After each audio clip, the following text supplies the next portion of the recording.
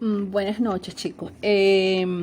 Vamos a ver nuestra primera clase de semántica. Vamos a ampliar un poquito más el tema y a colocar algunos ejemplos, ¿no?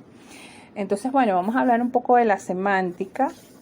La semántica es la ciencia que estudia el significado que expresamos mediante el lenguaje natural. Es una parte de la gramática que de alguna manera investiga el modo como se proyectan los objetos y situaciones del mundo en el código de la lengua. Es decir, es el significado de las palabras que puede tener lugar de dos formas distintas. La primera remite a los componentes principales que forman la estructura como tal de la palabra, y la segunda tiene que ver en cómo se estudia las palabras en acción, la forma que opera dentro de un contexto. Por ejemplo, yo puedo decir esta oración: el burro subió y bajó el cerro. Y puedo decir esta oración: el burro de José no entendió la semántica. Puedo decir la palabra el burro aquí tiene dos significados. Lo que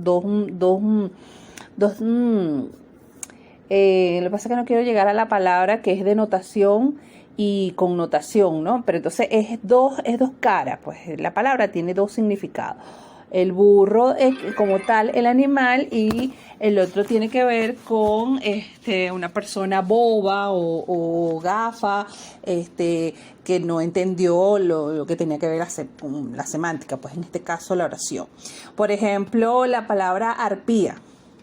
La palabra arpía tiene un significado en la antigua Grecia, que eran animales que traían con su canto a los marineros, y luego de hacerlos naufragar, los hacían naufragar contra las rocas, y después procedían a devorarlo. Pero arpía también tiene otra asociación que tiene que ver con las mujeres que se consideran malvadas, crueles, insoportables y traicioneras. Pues entonces tienes dos significados. Entonces a eso es lo que se refiere la semántica, pues a esas dos connotaciones que aparecen allí. Fíjense algo. En la competencia semántica del hablante, el lenguaje nos permite construir nuestras propias representaciones y percepciones de la realidad y compartirlas con los demás. Esa habilidad nuestra habilidad de relacionar el significado de distintas expresiones por medio de inferencia, eso se hace a través de las inferencias.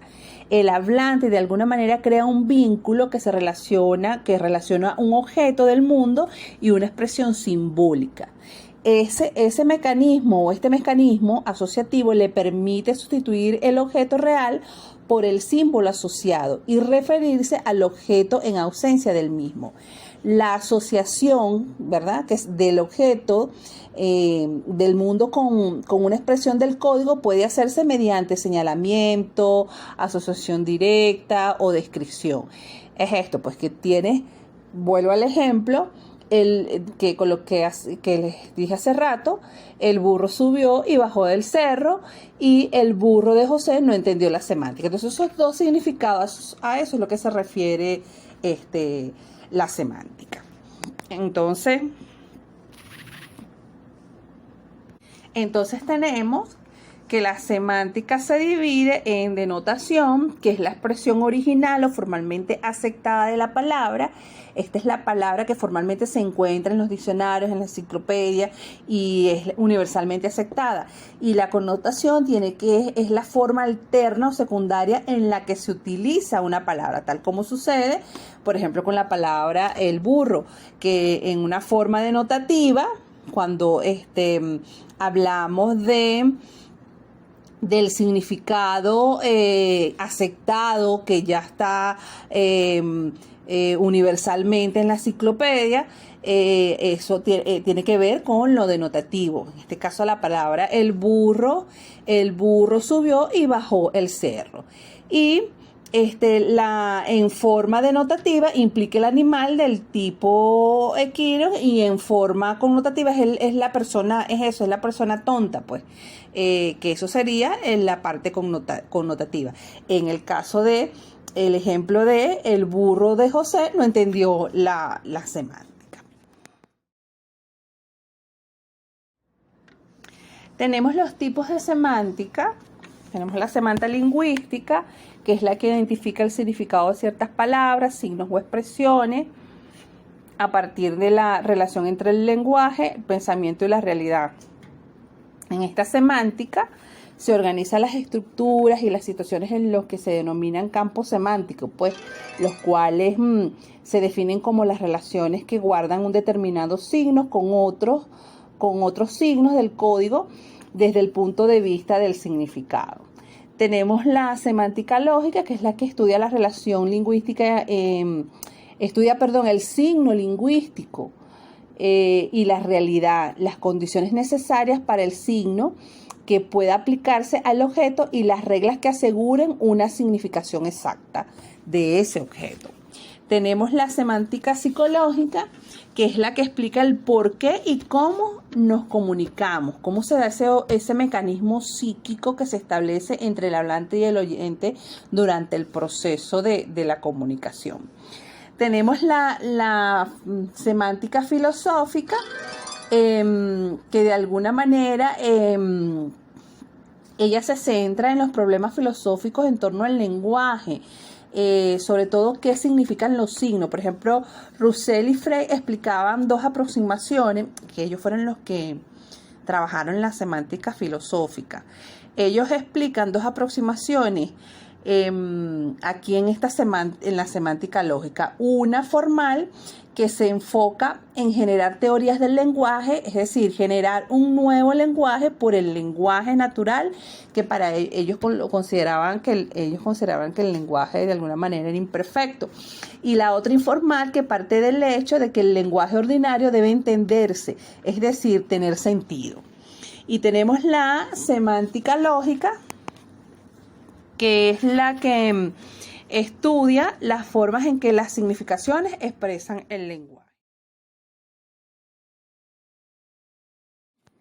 Ok, ahora vamos a hablar un poco de la semiótica. Pero antes de hablar de las semióticas, muchachos, vamos a hablar de la semiología, que es la ciencia que estudia los modos de comunicación en el seno social. ¿Y cuáles son esos modos, profesora? Usted me va a decir, profesora, ¿cuáles son esos modos? Bueno, son los modos, el modo de sentarse, el modo de comunicarse, el modo de mirar, los gestos, el modo de vestirse, todo comunica, todo comunica.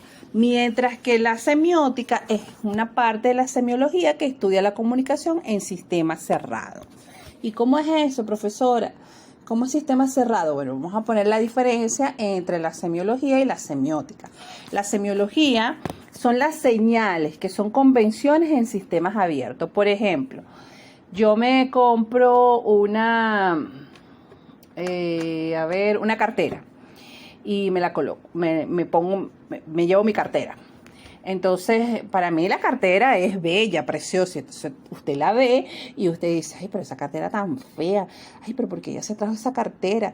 Entonces, hay una compañerita de usted que dice, bueno, pero tampoco es tan fea la cartera. Está más o menos. Entonces, esa interpretación, ¿verdad?, que se da de varias formas, eso es la parte de eso, es lo que es semiología, pues sistemas que son convenciones o en sistemas abiertos.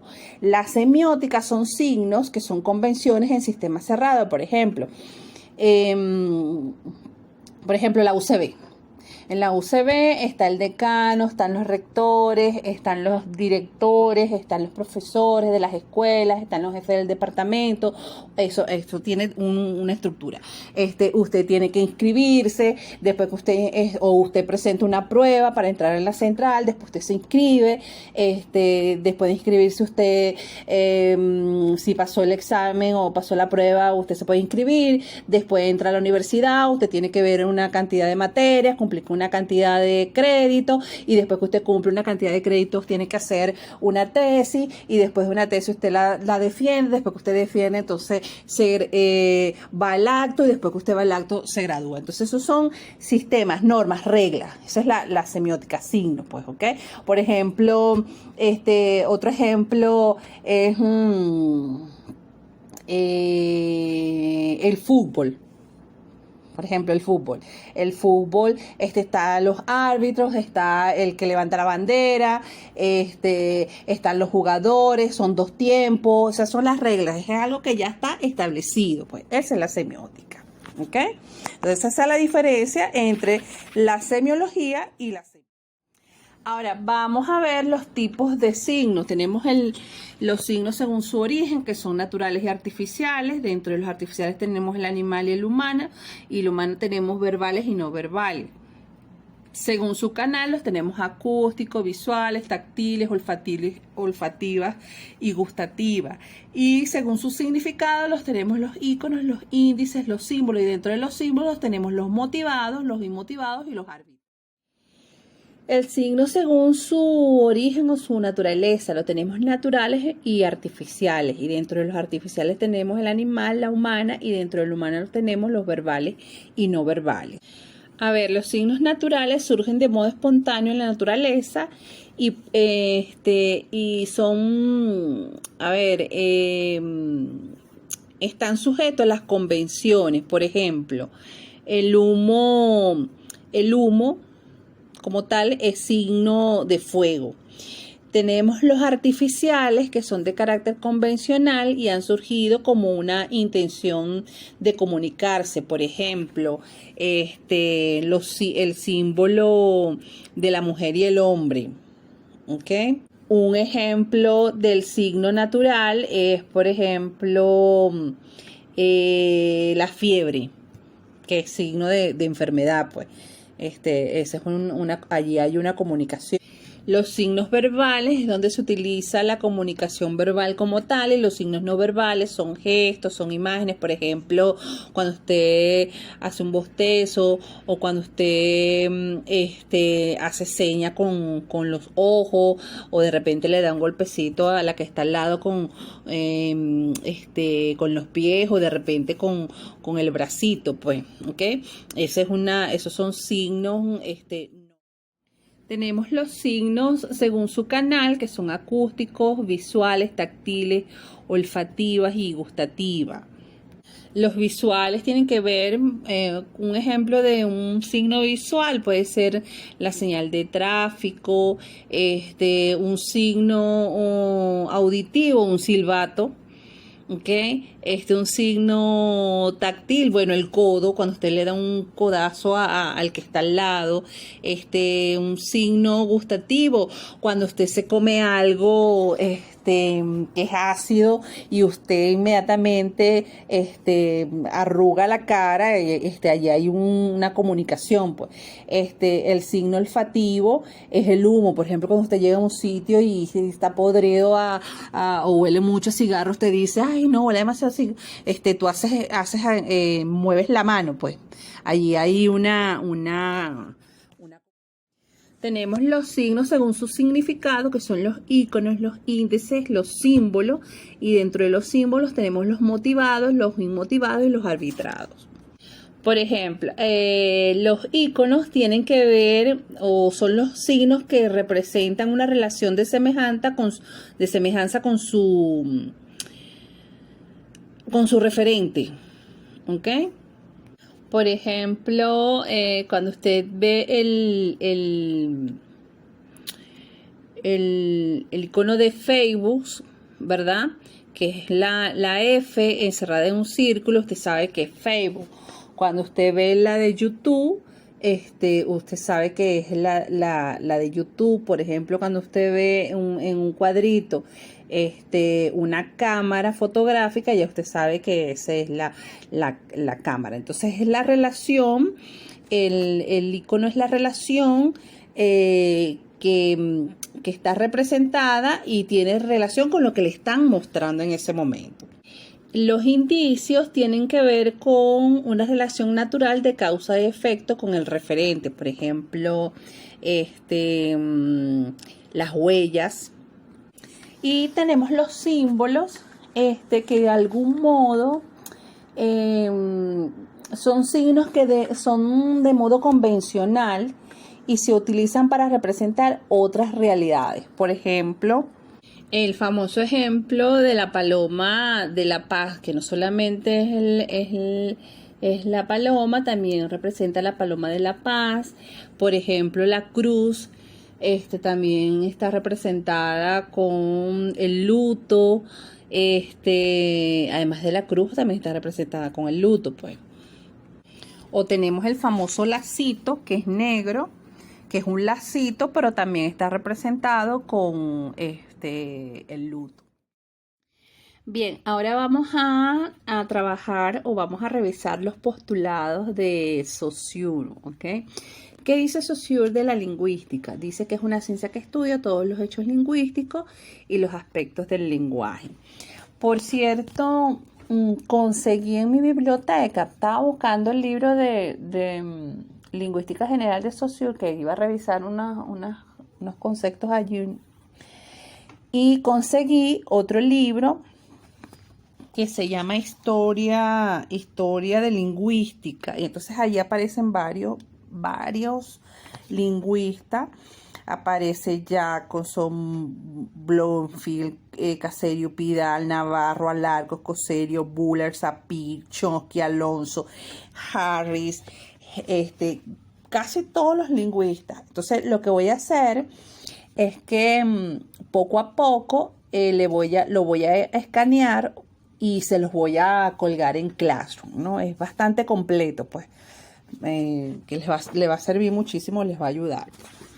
Entonces, bueno, decíamos que que Saussure habla que la lingüística es una ciencia que estudia todos los hechos lingüísticos y los aspectos del lenguaje. Saussure, recuerden que es el que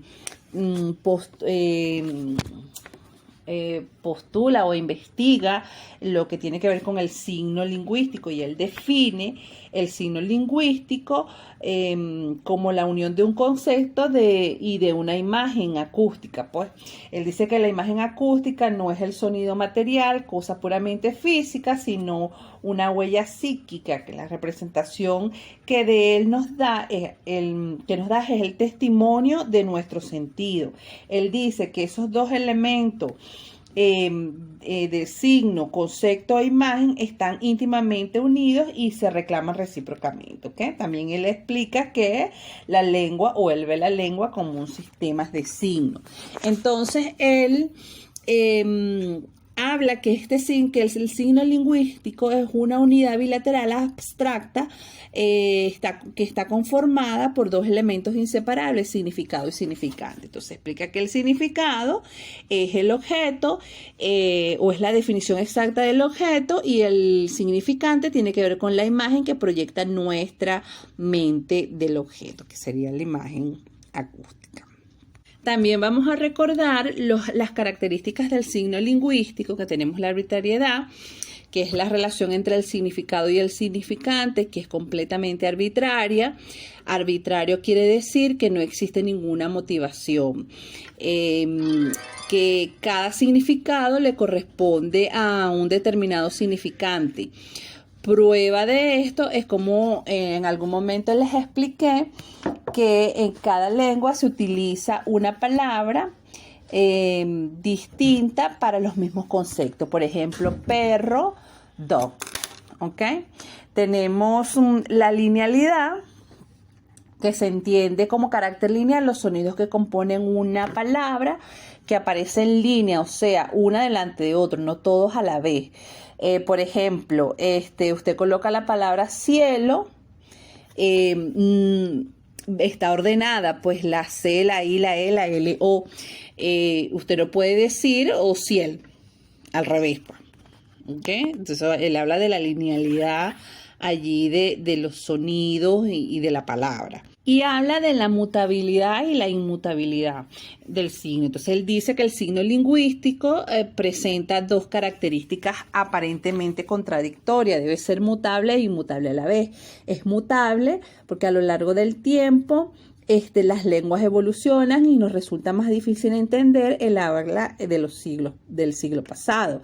En cambio, en cada momento concreto es inmutable, ya que ningún hablante puede modificarlo por su cuenta, aunque sí puede tomarse alguna libertad, por ejemplo, en el lenguaje poético o en conversaciones amistosas.